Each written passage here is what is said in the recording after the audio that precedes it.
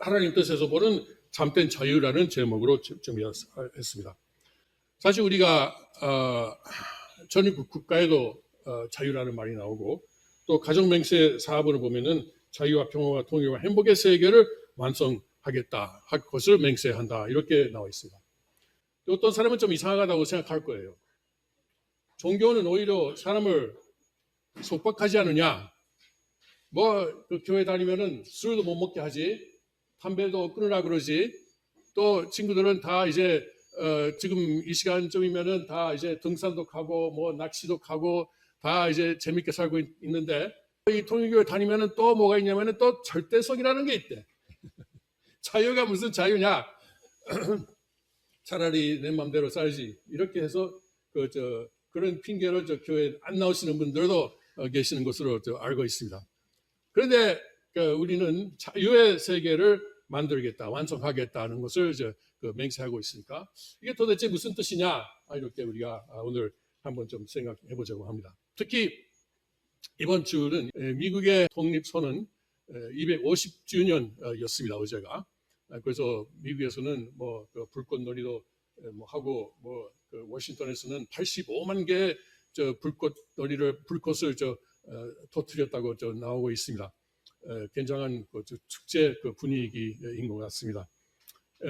그래서 이제 미국이 그동안 자유의 나라로 알려지고 있는데 그것이 특히 어떤 것인지 한번 좀 봅시다.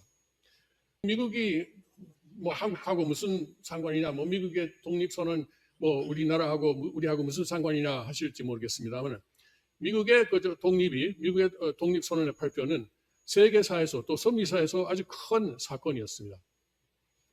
일반 사람들이 이제 정치를 한다, 일반 사람들이 나라를 다스리는데 참여하겠다고 하는 것은 동양은 물론이고 유럽에서도 아주 생소한 내용이었고 사실 미국이 그것을 하다가 성공할 것이라고는 생각되지 않았습니다.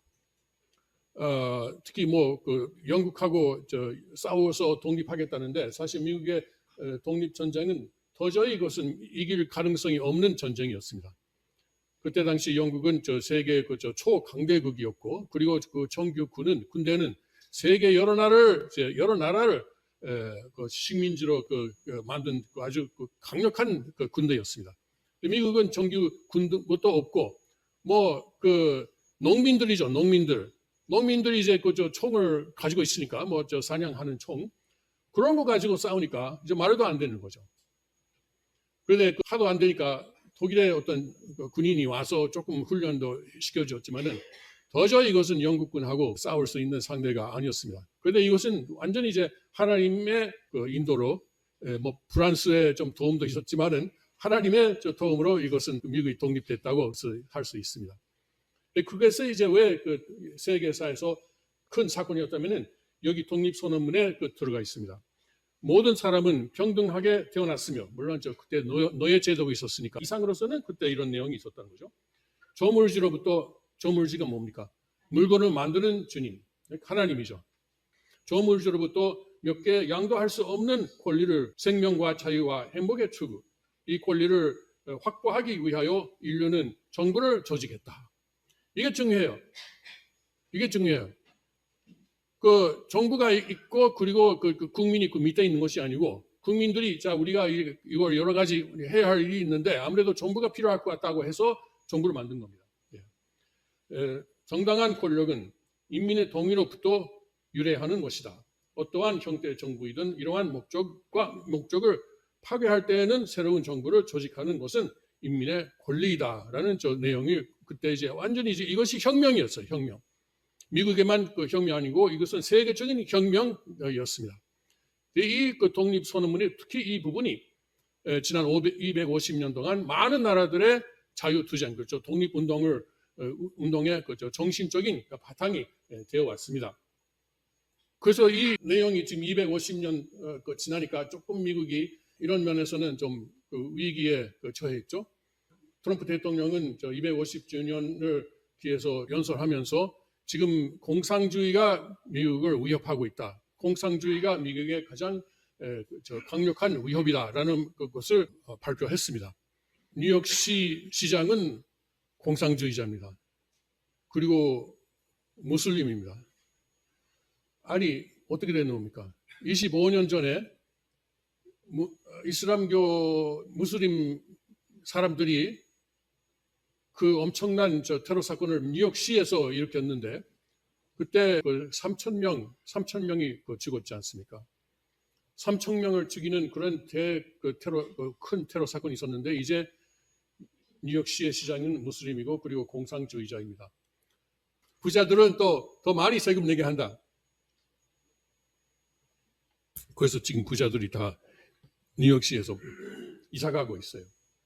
그런데 그 독립선언의 그런 정신을 지금 이어받는 것이 전위국 헌법입니다. 그래서 연결이 되는 거예요. 연결이 되는 것입니다.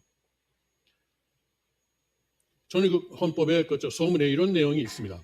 전위국 즉 하나님 나라의 모든 사람들은 전능하신 하나님의 주권을 가진 자녀이며 하나님의 생명, 하나님의 사랑, 하나님의 혈당에 우리를 좁붙이게 함으로써 우리에게 자신의 살이 되어 무한한 은사를 주신 그리스도의 자녀들이다. 그리스도의 자녀들이라는 것을 분명히 전위국 헌법에서 하고 있습니다.